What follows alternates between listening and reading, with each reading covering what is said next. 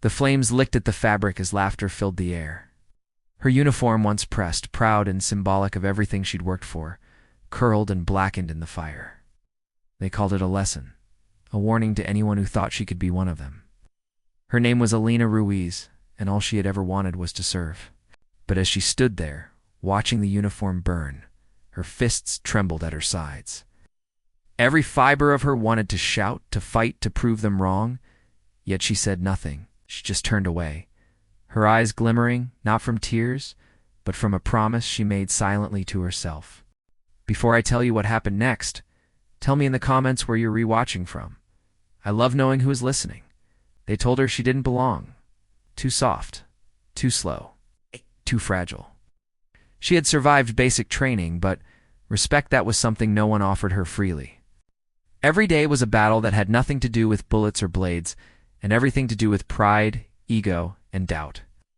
Her commanding officer had once said, "You can't train grit. You're either born with it or you're not." That line haunted her, because if grit was something you were born with, then what was she doing here? But she didn't quit. She trained harder, longer. While the others slept, she ran. When they laughed, she listened. When they mocked, she endured. Every insult was fuel. Every cruel smirk, a spark in the furnace of her determination. Weeks passed, then months. The day came when the unit was called into live field training, a simulation that tested everything: survival, endurance, teamwork. They didn't want her on their team.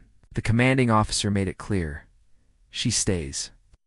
And so they went, 5 soldiers moving through dust and silence, their boots cutting paths through the dirt.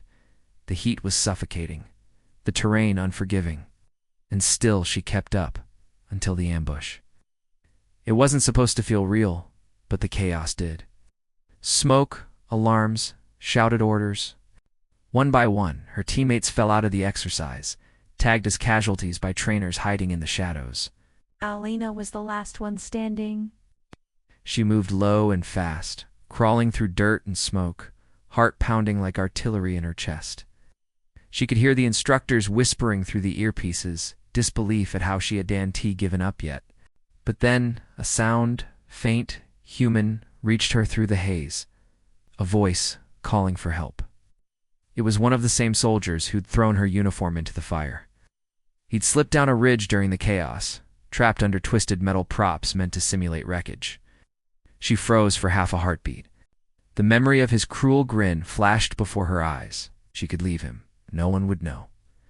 No one would blame her. She would know. So she turned back.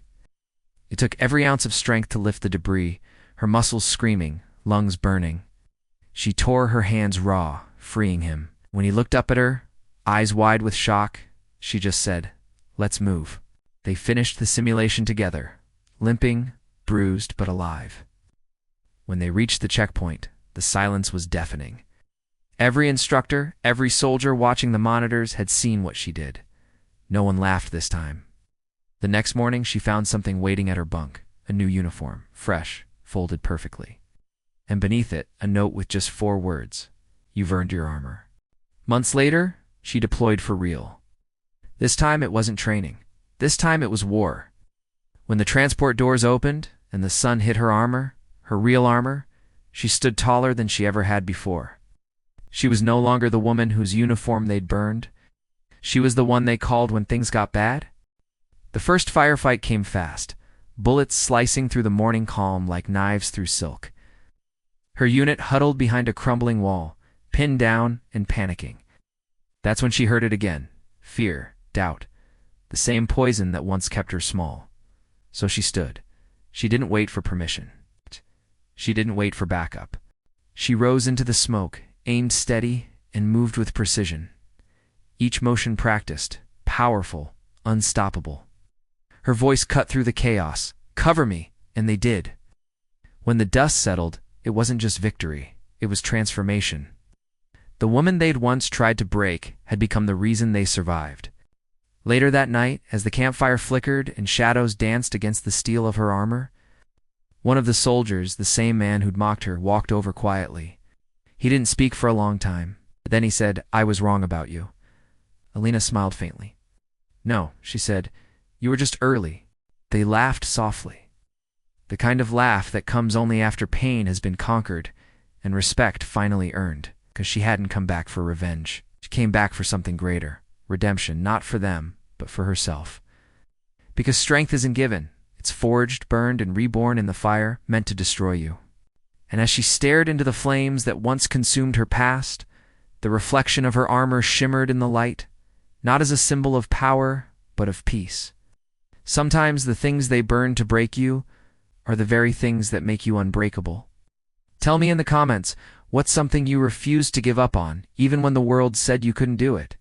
And if this story touched your heart, subscribe to Cinematic Whispers, where every tale reminds us the strongest souls are forged in fire.